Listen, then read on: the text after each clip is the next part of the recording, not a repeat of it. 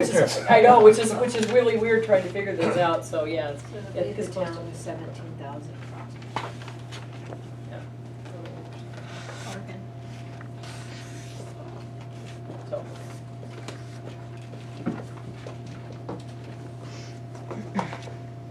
And then this is just gonna roll over unless there's a change by the 15th next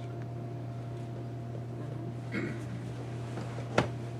With just the COAs.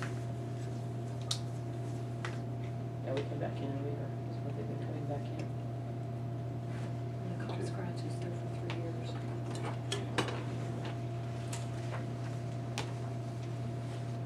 But we've still got to be mindful of that 4th year that we've got. Absolutely, absolutely. So. One of my thoughts is that in Save some of some those, money. well, one of my thoughts is that not to use that Comscott money for projects or for monthly incidental type of things. It would be more for specific, like heaters for the pool, something that's. Use that money as a one-time expense, so that when you have to reabsorb that into our budget, we'll hardly notice it. We just won't have to for these one-time Yeah, expenses. well, might behoove to do what we can to save what we can extra on that, because we know we're gonna have a 71,000, Well, the only way you can do that Plus is two. drop over into a capital improvement fund. And you can't save. See, the Operating state expenses in a definitely capital improvement regulates fund how or much we can carry over from year to year. Yeah. If we have extra money, the state says you must reduce taxes. And so, it makes it difficult for towns to save. What we basically have to do then is purchase things that are like one-time expenses with that money, so then when the COPS grant is gone, we still have enough money to run the town. yeah. I just worry that we have that 4th year hanging out there. Yeah, yeah. And that's gonna be, that'll be close to, at that time, that's gonna be close to $80,000. It'd be close to $80,000 if you didn't have a COPS Right. grant. Right, either. right, So, you know, that's what we're looking at. That's why I'm saying don't use that COPS grant funds, or what that's gonna take out of the grant, out of the contract, for anything in operating expenses. It's not for anything you have to keep funding year Yes. after year. Yes. Use it for something you can fund once, and then when you hit year 4, instead of using it for that something you can fund once, you use it to pay for year 4. Okay, Already got the architect. any more discussion? Are you ready for the question? Aye. Aye. The motion carries. Thank you, Aaron. Thank you, sir. Okay, now we have the Justice Court interlocal agreement. Wanda. This is basically what we had last year. This is, Mayor, this is exactly what we had last year. Caseload was 108 last year, 110 this year. I mean, 2 different, not much has changed. And I mean, the sheriff got a little bit of a raise. I'm asking for none, so I think it's a no-brainer. Good. Sorry, Sheriff. I'm perfect, no brainer.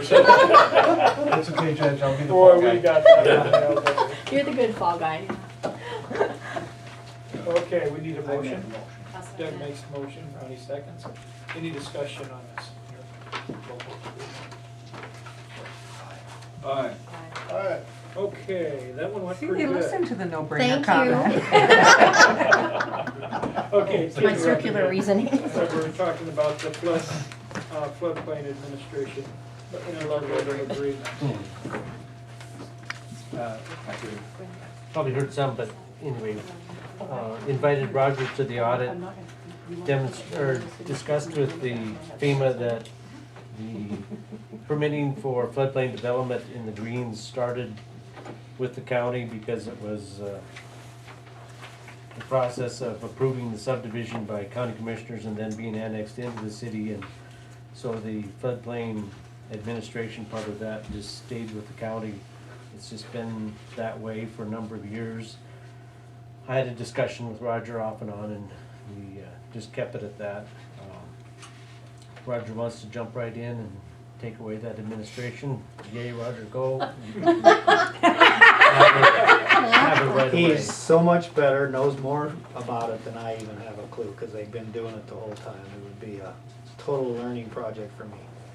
So I found, we did quite a bit of searching, but when I found an agreement that looked fairly useful and had the elements that are in there, I just would suggest at this time that it goes through a review procedure. Marcia Boris has reviewed it. She didn't note anything that caught her concern about the study, so obviously Tom Orr should take a look at it and just put it in a consideration and do that.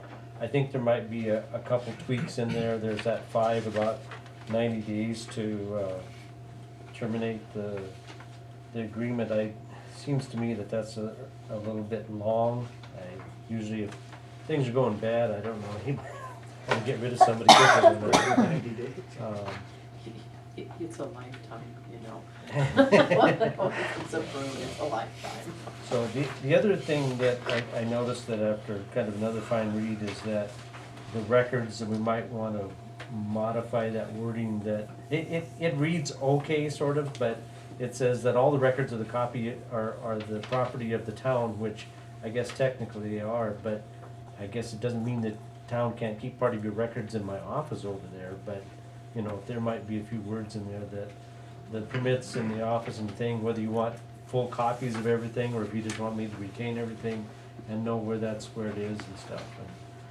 And then there probably should at least have some consideration is that you've adopted a set of floodplain regulations. I don't know if those floodplain regulations really match the county regulations, but obviously I've been working off the county regulations. So if we, you know, that'll be something that'll be assessed here before the whole process gets done. So just wanted to basically throw it out to you, introduce it, and try to get FEMA off my case. I've got the Corps of Engineers and FEMA and anybody else. That's why he should keep He's ready doing to it. train Roger, He did should you hear keep- that? I don't need any more people on my case. Yeah. Just so he'd visit me in Leavenworth. I mean. No promises. Okay, Two thank you. cells down. Nobody's gonna let you off the hook that easy. Do we have anything on legal? Anything on church business? A couple of things on clerk's business. One, we have a property owner that has moved. They requested the water be shut off, that's fine. Under our current rules and policies, base rates, because they're the property's portion of the debt of the systems is due irregardless of occupancy. We've had the discussion with this lady twice, and I didn't get her today. Ruth got her. She was extremely nasty to Ruth today. She was not very nice to me. She was quite rude to me, and I asked her point blank if they still own the property. She said yes.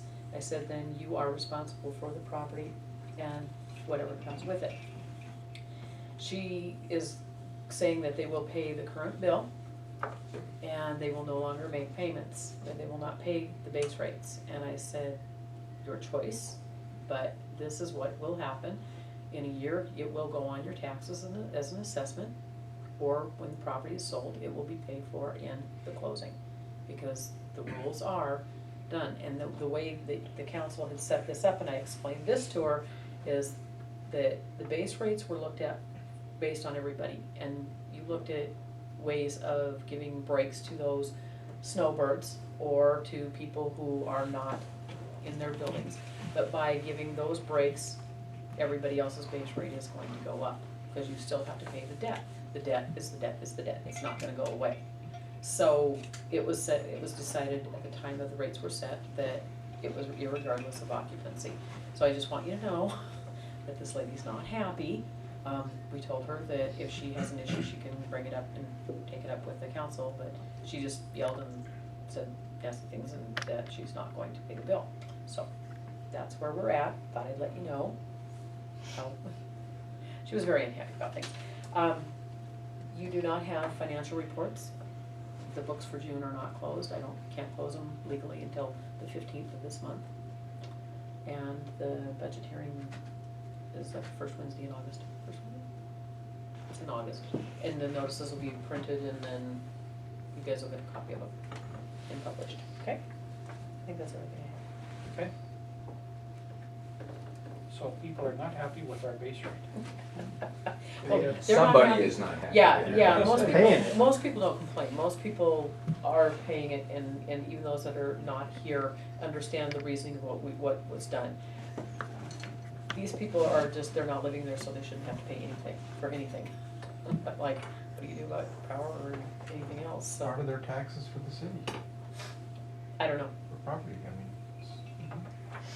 Yeah, and They with probably any, don't wanna pay next that year, either. if they've sold the place, we have an extremely good working relationship with the First American Title, that when there's a closing on a house, they call us, and we either have Roger go out and get a read, we usually have him do that, then we do the final bill, prorate the final bill, and if there's anything past due, it's done in closing, and they give us the check, because that follows the house, follows the property.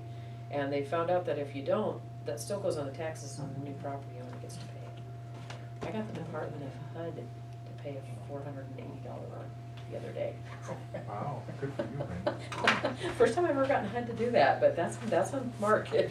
But most of them are, and we have several foreclosures, and those are difficult ones to deal with right now. Because it's trying to track down who really owns this house at this point, but First American's great about it. The other title company's not quite as good. We still work with them and still hound them a little bit, but we've worked with First American for years on it. They're awesome. Very seldom do we have a new owner that gets stuck with it now. Okay. Move on. We need a motion to pay the consent agenda. So moved. Second. Oh, just a quick second, just a second.